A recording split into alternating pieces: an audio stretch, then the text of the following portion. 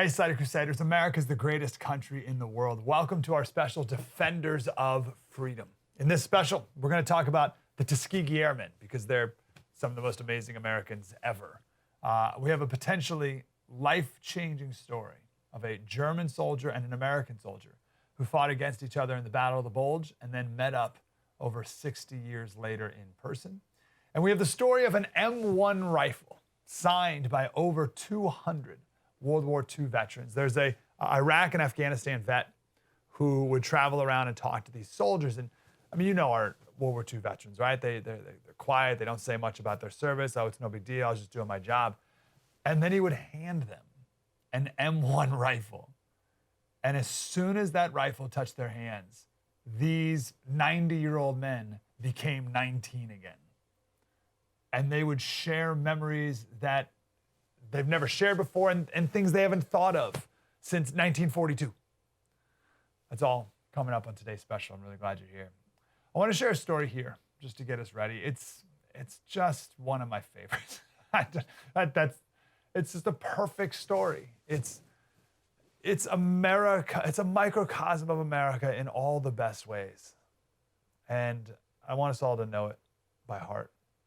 It's the story of Jesse Brown and Tom Hudner. Two men we need to know. Two men that need to be household names. Jesse was born in, the man on the left there, was born in Hattiesburg, Mississippi, 1926. He was the son of a sharecropper, lived in a shack, a literal shack, dirt floors, worked in the fields all day as a boy. Imagine that hot, humid Mississippi air. Working all day, no break. I mean, what could his future ever be? What were his chances? What were his future prospects for life? How could he even know what else his life could be, right? And one day, an airplane flew overhead. And that's when he learned that there was such thing as an airplane. And then he learned that there's such thing as a person who flies a plane. They're called pilots. And then he learned that there's such thing as fighter pilots. And he told his parents that he wanted to be a fighter pilot when he grew up. And Jesse's parents laughed at him, lovingly, surely. But they said, Jesse, they won't let a black person in an airplane, let alone fly him in the Navy. Jesse Brown became the first black Navy pilot in Navy history. That boy from a shack in Mississippi. Enter Tom Hudner. Tom Hudner, born in an upper-class family in Massachusetts. His house had a floor. Tom's grandfather owned grocery stores. They belonged to a country club. Tom was supposed to go to Harvard, just like his dad did, and inherit the family business, live a nice, comfortable, safe, prosperous life. But Tom went against his family wishes because he wanted to be a fighter pilot in the Navy. Jesse and Tom, from completely opposite backgrounds, like Massachusetts Country Club, Mississippi, dirt floor sharecropper. What could possibly be more opposite than those? Completely different backgrounds and childhoods. They became best friends in the Navy. Fast forward to the Korean War. There are 6 pilots up in the air, and Jesse's plane is hit, and he crashed into the side of a mountain in today's North Korea. It was a violent crash in a frozen mountaintop. So Jesse crashes. He wakes up shortly after, and he's like, where am I? And he took off his helmet, took off his gloves, opened up the canopy to try to get out, and he realized he was stuck. Like he couldn't get out. And then he dropped his helmet out of the plane onto the ground, so he had no communication. And the other pilots are flying overhead, and they see Jesse waving to him. And Tom, he sees not just his friend, But he sees Jesse's wife and Jesse's 2-year-old daughter on that mountaintop. So Tom, in that moment, decided to do something that no one's ever done before and that no one's ever done since. Tom crash landed a perfectly good airplane right next to his friend to try and save his life.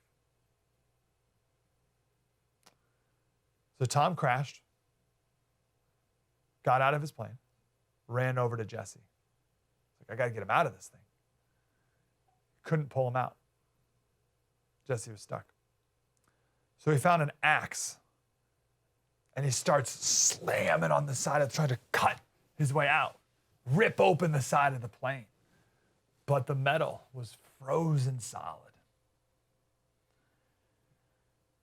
Jesse was dying, freezing. Tom took off his hat and scarf and gave it to Jesse to help him try to stay warm. A helicopter eventually came, but it was getting dark. And the helicopter pilot said, Tom, we got to go, man. We got to go now. So you have two choices. You can either stay here and die with Jesse, or you can come with me right now. But I got to go now.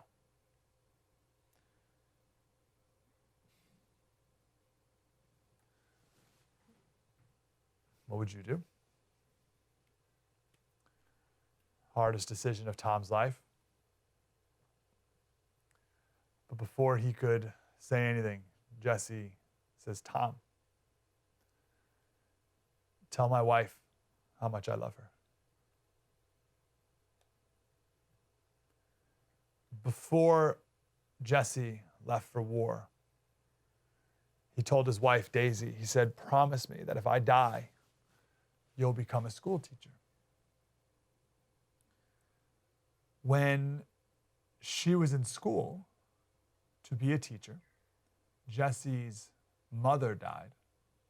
So she quit her job to take care of his dad. And when she did that, she had no more money left to pay for schooling.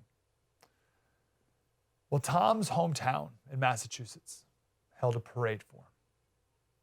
And they collected money from everyone in the town, and they gave Tom $1,000. He turned around and gave that money to Daisy, Jesse's wife, to go back to school.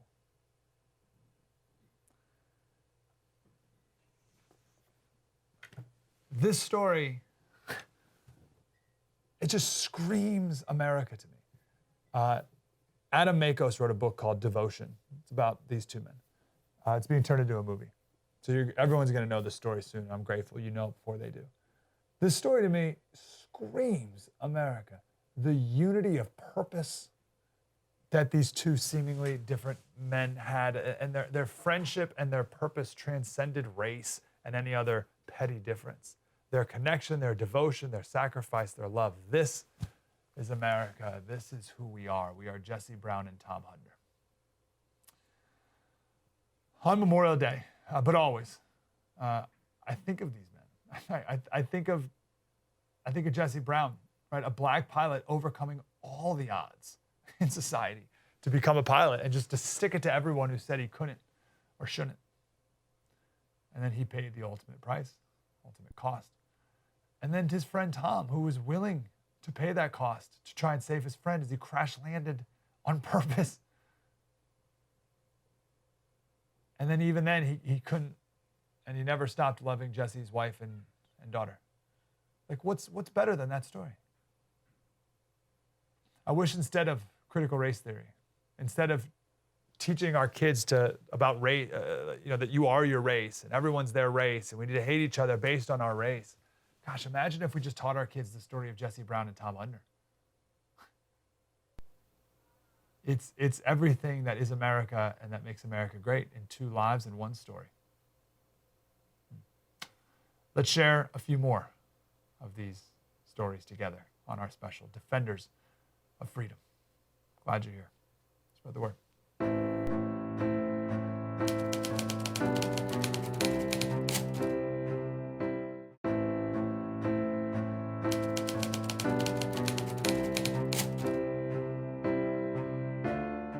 Hey, Slater Crusaders, welcome back to our special Defenders of Freedom. We're going to talk about the Tuskegee Airmen coming up in a little bit. We have another story about an Iraq War vet who went around and talked to World War II vets with an M1 rifle. And as soon as these men held this rifle, they were transported back to being 19 years old and shared some amazing stories.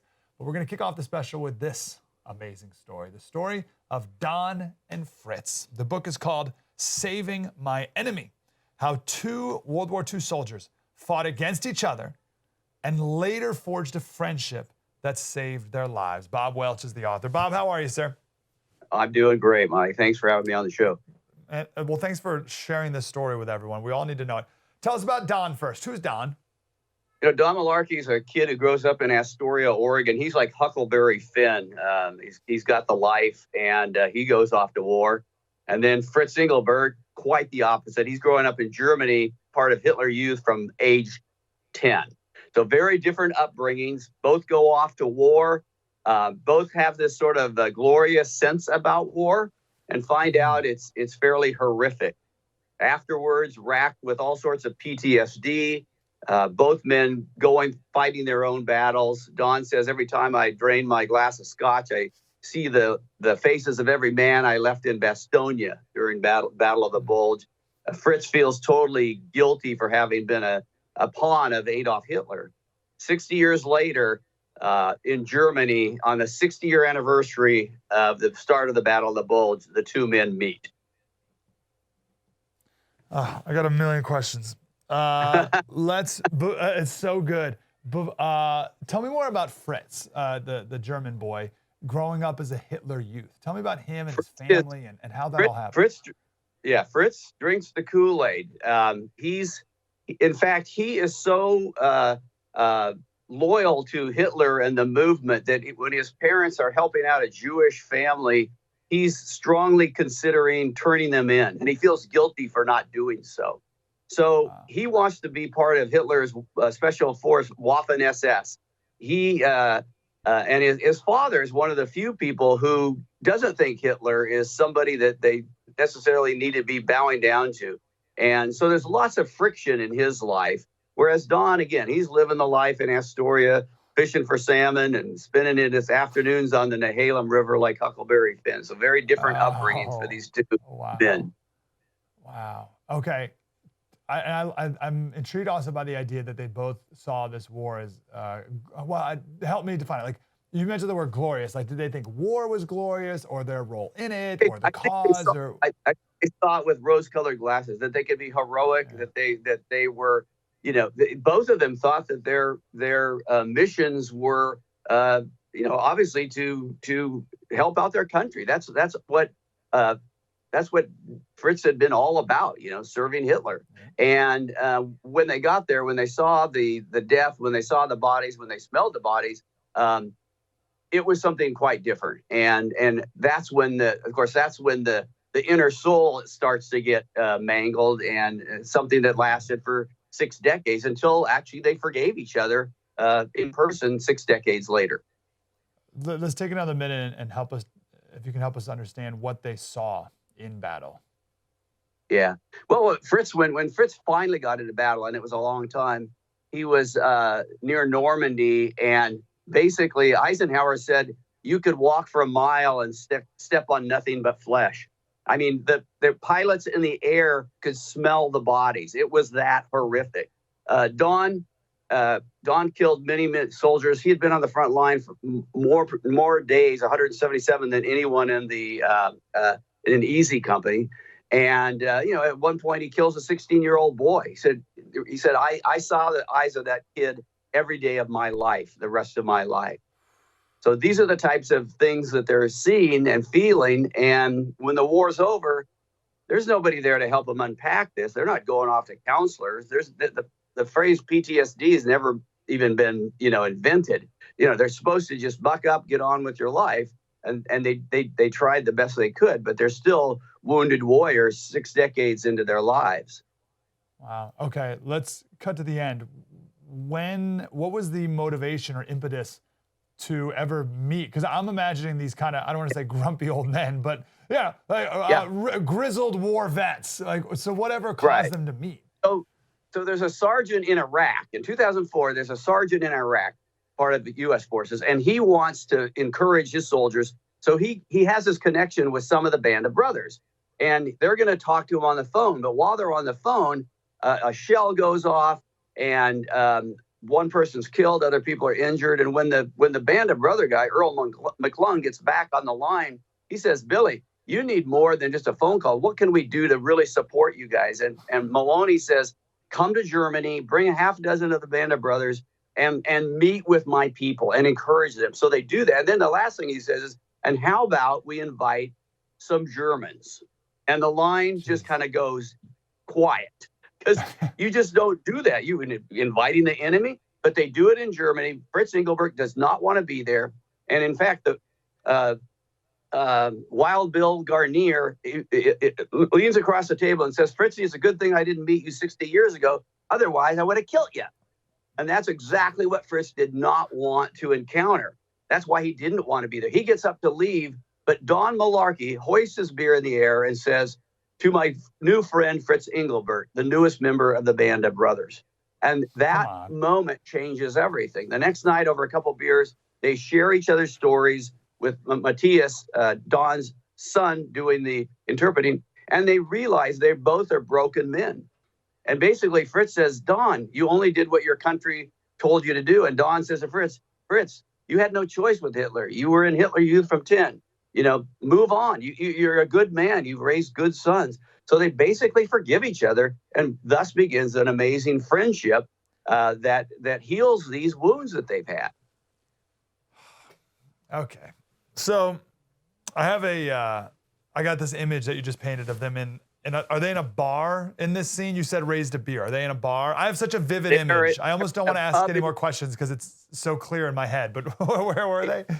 On the first night, they are in a pub in Germany, correct. Okay, perfect. Okay, so they're in this pub, all these World War II guys, right? And also Iraq and and some current day soldiers, yes. Uh-huh.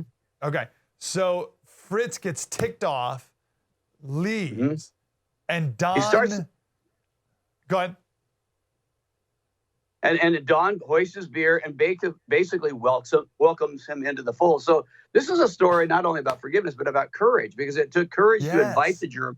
It took courage for Fritz to show up, and it took courage for Don when the tide was kind of turning against Fritz. And he could have just piled on and sort of made fun of the German. But instead, his humanity came forth, and he welcomed him in. The next day, as they toured the cemeteries and Bastogne, they were like a couple of schoolboys on a field trip. They bonded, and because they realized their commonality was that they'd both been soldiers and they both were still wounded. Is Don and Fritz still with us? No, Fritz died in 15 and Don in 17.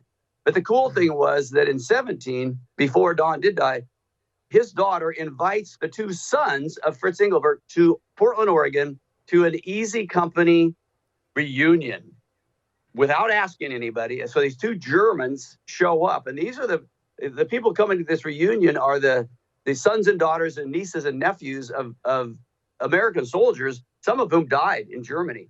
And suddenly here's these two Germans, but they're warmly welcomed. And so it's kind of the rare war story, Mike, with a happy ending. Gosh, that's beautiful. That is so perfect. All right, I got a minute. What's the grand finale here, Bob? What do you want people to get out of when they read your story? I think with America today, we're fighting our own Cold War, let's face it, on lots of different fronts: political, racial, gender, you name it. And I think what these two old grizzled World War II guys teach us is, beneath it all, we're human beings. Regardless of the different color uniforms we wear, we're human beings. And we don't have to agree with each other. We don't even have to really like each other. But at some point, we have to respect each other enough to sit down over a couple of beers and talk things out. And again, that sounds idealistic. And yet, these are two guys that were supposed to kill each other. They were within 5 miles of each other in the Battle of the Bulge. And 60 years later, they found a way to forgive each other and to develop a relationship. And I'm just enough of an idealist to think that can happen today in America. Oh, it's perfect, Bob. Thanks for writing this, for traveling with these men, for knowing this story, for sharing it. It's awesome. Saving My Enemy, how two World War II soldiers fought against each other, later forged a friendship that saved their lives. Saving My Enemy. Bob Welch. Thank you, Bob. Thank you so much, Mike. Yeah, just perfect. True story. Mike Slater, come back, talk about the Tuskegee Airmen. Spread the word.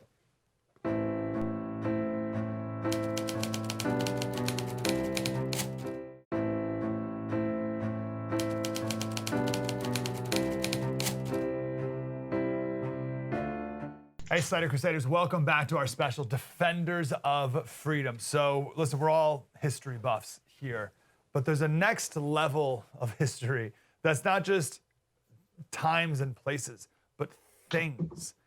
The stories from this next book and the whole premise behind it is so powerful because it's centered around a thing.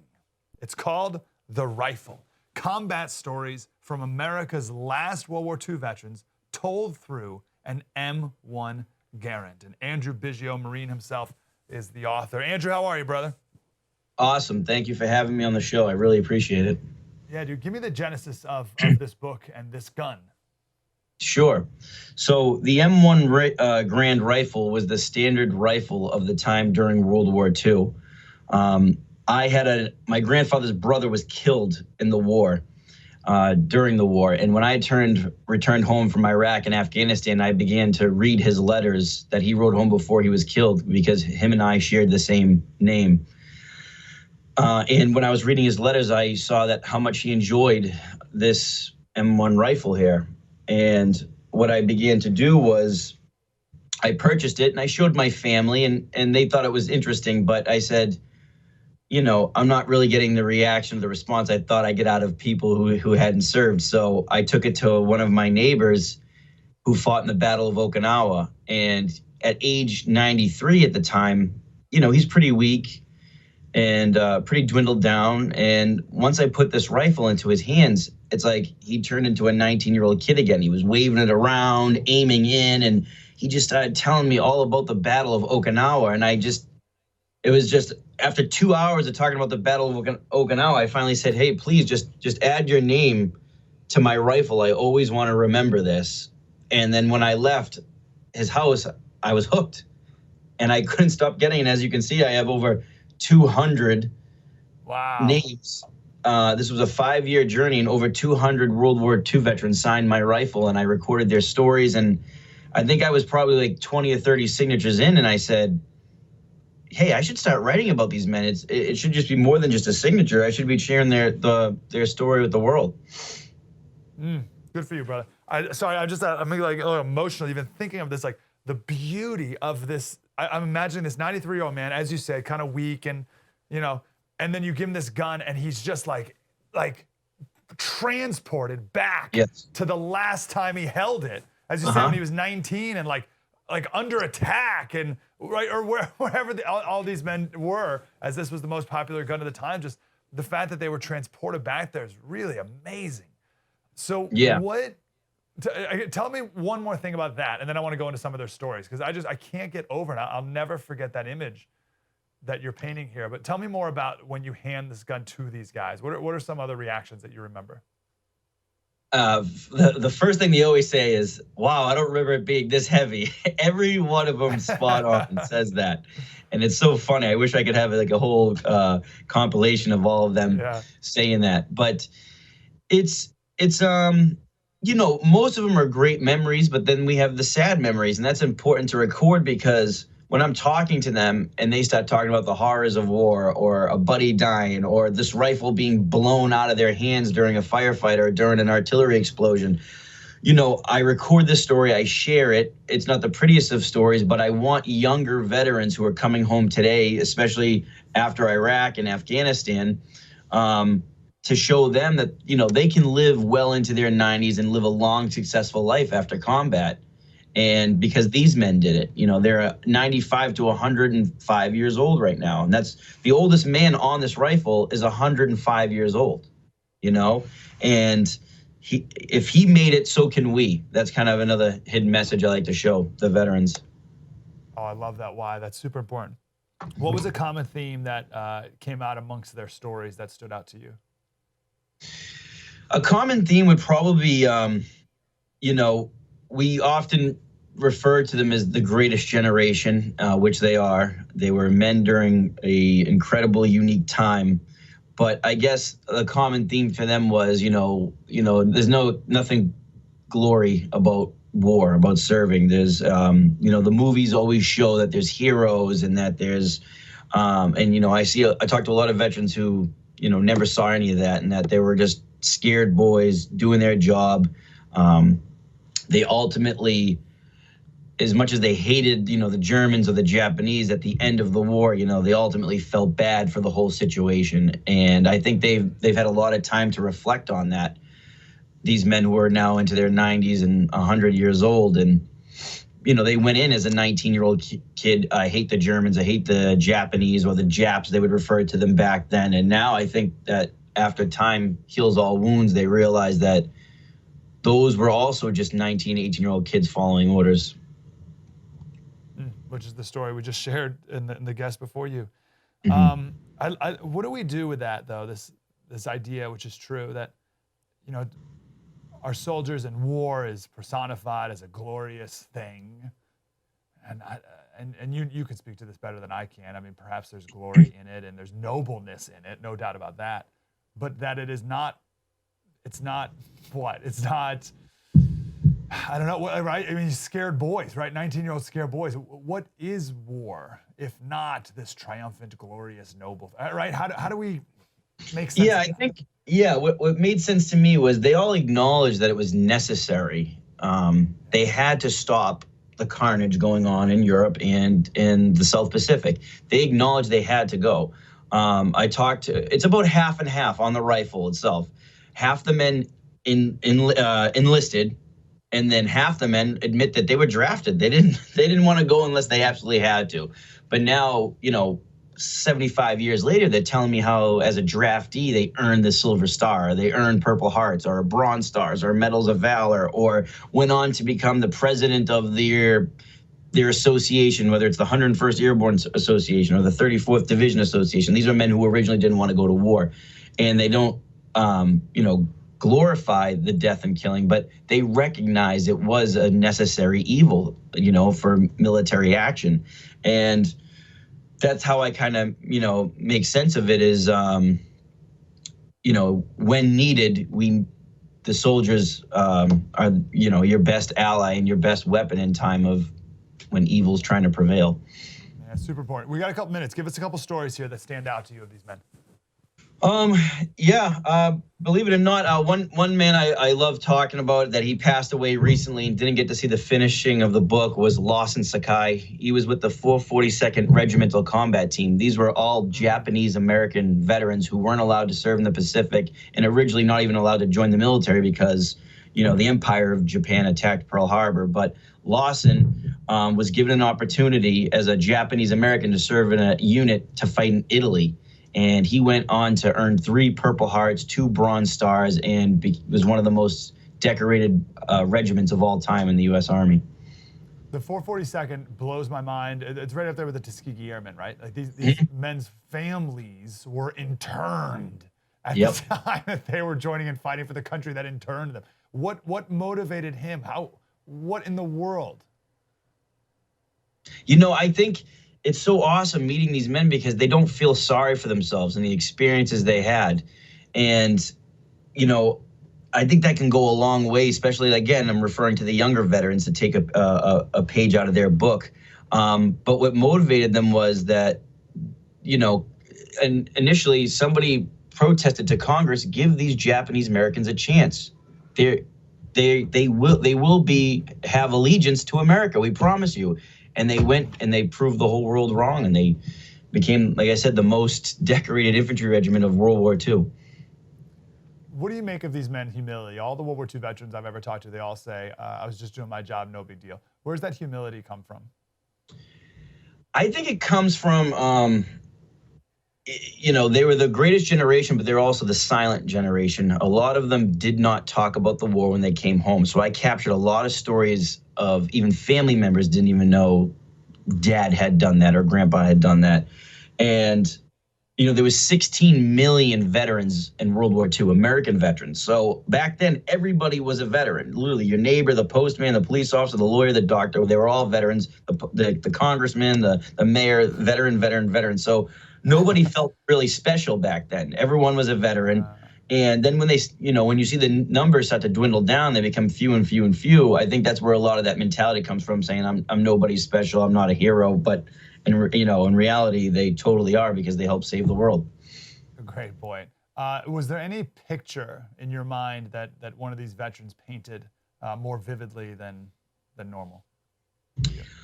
Oh yeah, I think some of the medics I interviewed, when they were treating wounds and leg wounds and such like that, I could see that, because I have known, obviously, other Marines I served with who had lost legs or lost limbs. And when I hear a guy talking about it 75 years ago, putting tourniquets and bandages on the wounded, that really painted the picture of combat that I could, directly relate to and see what they were talking about. And that's almost like a therapeutic part of this mission for me, was to meet these men who've had similar experiences, if not worse. Yeah. Oh, and that's what I wanted. My last question for you.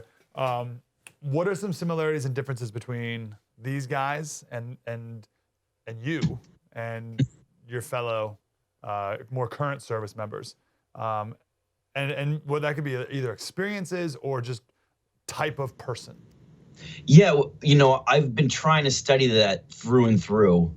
So there's, when, in terms of my generation, we all joined, a lot of us joined when we saw 9/11 happen. We saw, the Twin Towers as well as the Pentagon attacked, and we went and joined. And some of us ended up in Iraq, some of us ended up in Afghanistan, or both in my case. And, we went running to the sound of the guns, which is exactly what the World War II guys did, except different war, different background, different countries, different cultures.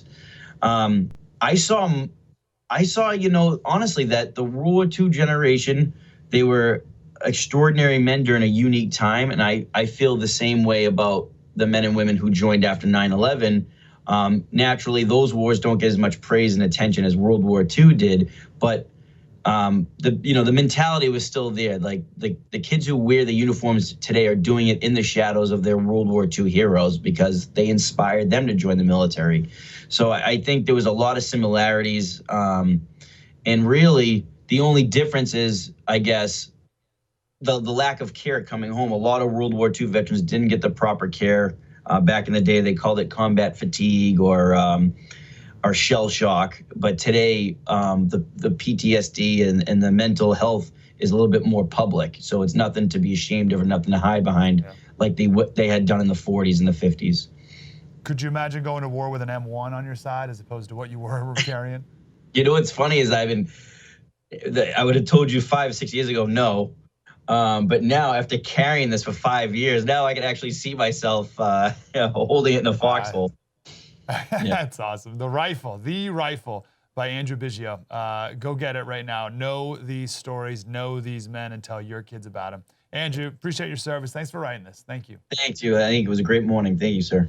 Yeah, super important to get this stuff on paper and get it into our hearts and spread the word to our families. Got to keep these stories alive. True story. Mike Slater. Spread the word.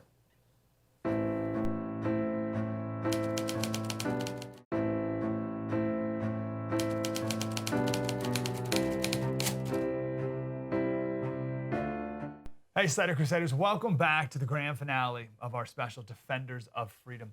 I think some of the greatest Americans who have ever lived are the Tuskegee Airmen.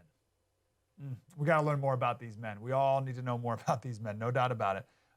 The book is called The Tuskegee Airmen Chronology, a detailed timeline of the Red Tails and other black pilots of World War II. And Daniel Hallman is the former chief of organizational history section at the Air Force Historical Research Agency, the foremost expert of the amazing Tuskegee Airmen. Mr. Hallman, how are you, sir? I'm very well, thank you. It's great to talk to you. So let's help us paint the picture of the America that these black pilots grew up in and decided to serve in. Of course, most of you know this. The Tuskegee Airmen were the first black pilots in American military service. There were black civilian pilots before that. But before the Tuskegee Airmen, there were no black pilots in American military service.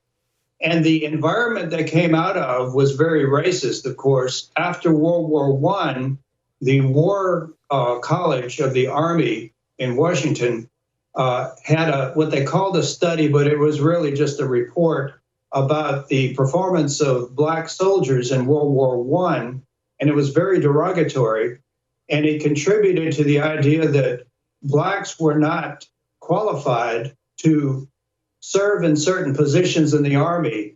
They had never been pilots in the American Armed Forces, in the Air Service in World War I, or in the Air Corps after World War I.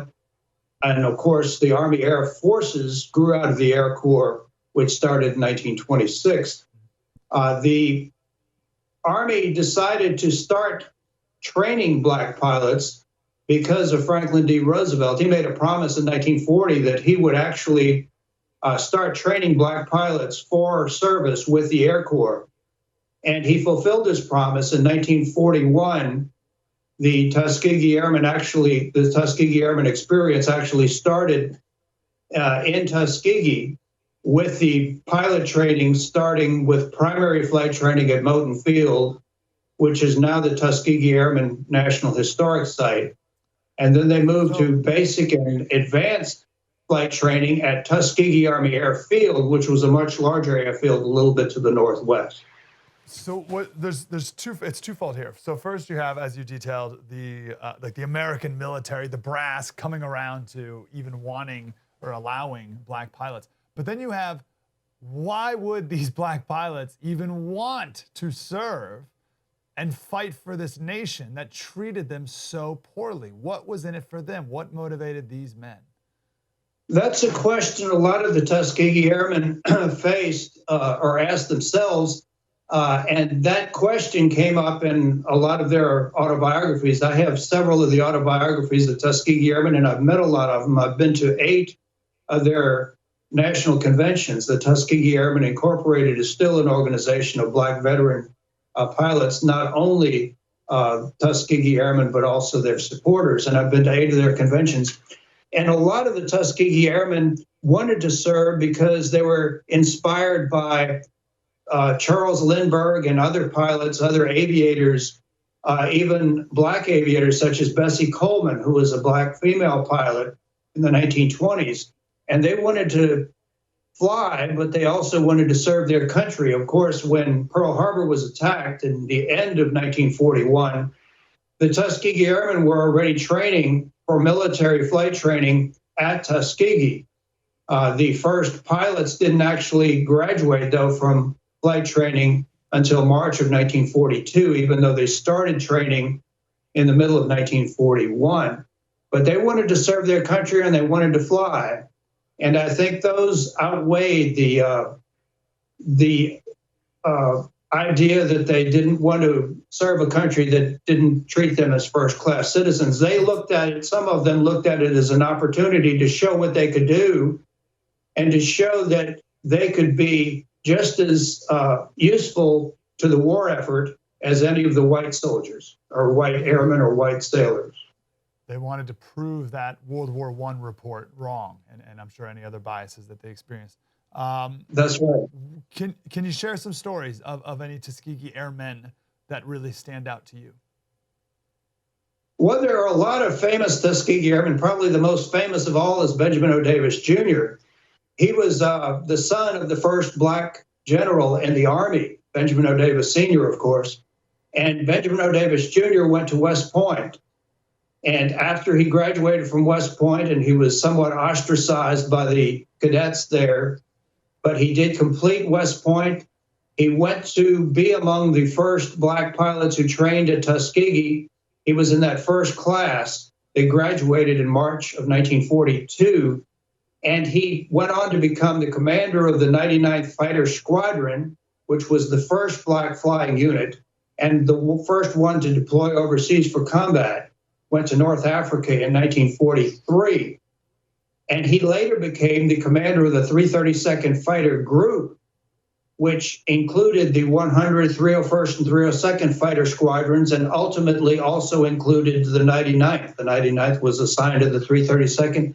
It became the only the only fighter group in World War II that had 4 squadrons instead of 3. And of course, all the squadrons were black. By the time the organizations went overseas, they were all black organizations.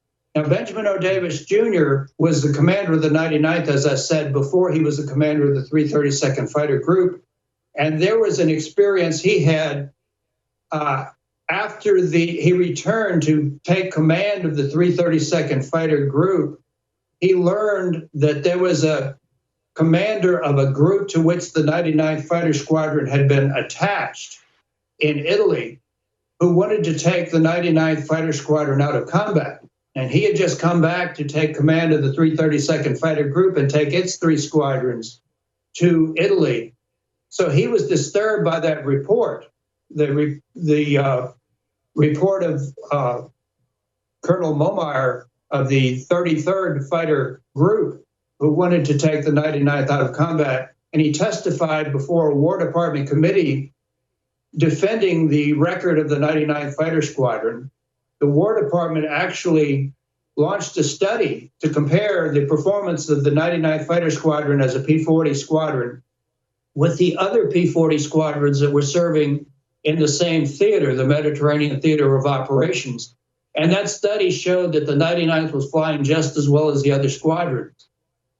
So that's an example of one of the Tuskegee Airmen. Did you want some other examples? Well, let me ask you this. How much prejudice did the Tuskegee Airmen experience while they were serving? Well, they experienced different degrees of bias, and I might illustrate that by the bases they trained at here in the United States before they went overseas. The 332nd Fighter Group was based originally at Tuskegee, and Tuskegee Army Airfield was under the command for most of World War II under Colonel Noel Parrish, who was an open-minded, non-racist commander who agreed to the integration of the facilities at Tuskegee Army Airfield. The 332nd Fighter Group later went to Selfridge Field for training before it went overseas, and the 477th Bombardment Group, which consisted of the multi-engine bomber trainees. After they graduated from Tuskegee, they went to the 477th. 477th was under the command of a white commander named Robert Selway, and he was our segregationist, and he tried to segregate the facilities at the bases at which the 477th was stationed. And at Freeman Field, Indiana, there was a big controversy because black officers tried to enter the officers' club, and they were arrested. 61 of them were arrested. Later on, the base commander decided to issue a base regulation that specified segregated officers' clubs, and 101 Tuskegee Airmen were arrested for trying to integrate that officers' club. So that's an illustration of the contrast between Noel Parrish at Tuskegee, who was more open-minded and interested in integration and equal opportunity, and Robert Selway, who wanted to keep the facilities on his base segregated. Yeah, even in the midst of serving. Sir, we have to run here. My last question for you is, what lesson do you want all of us, and young kids too, to learn from the Tuskegee Airmen? Well, after working at the Air Force Historical Research Agency at Maxwell Air Force Base for many years and looking at a lot of the Tuskegee Airmen documents and interviewing Tuskegee Airmen and looking at their books and what they wrote about it, I think the main lesson that they would like people to remember is that they proved by their excellent performance that they could serve and fight just as well as any of the white soldiers, and there was absolutely no reason why there should be segregated training or segregated service in the armed forces. And I think they helped provide some of the evidence that equal opportunities meant some equal returns. And Harry Truman issued Executive Order 9981 in 1948 that mandated the integration of the armed forces. And of course, the integration of the armed forces was the first step toward the integration of American society as a whole. So I think they contributed to that idea that blacks were just as capable as whites given the opportunity. Absolutely. The Tuskegee Airmen Chronology by Daniel Hallman. We all need to know their stories. Mr. Hallman, appreciate your time, sir. Oh, you're very welcome. Thank you for interviewing me today. No, have a wonderful day. The lesson there, as the doctor said, is it's proven through action, not whining, not complaining, not protesting, not marching, proven through action. I doubt the Tuskegee Airmen are mentioned in any of the critical race theory curriculums across the country today in American schools. That's why it's up to us to teach our kids and grandkids about these amazing men. That's our special. True story. Mike Slater, spread the word.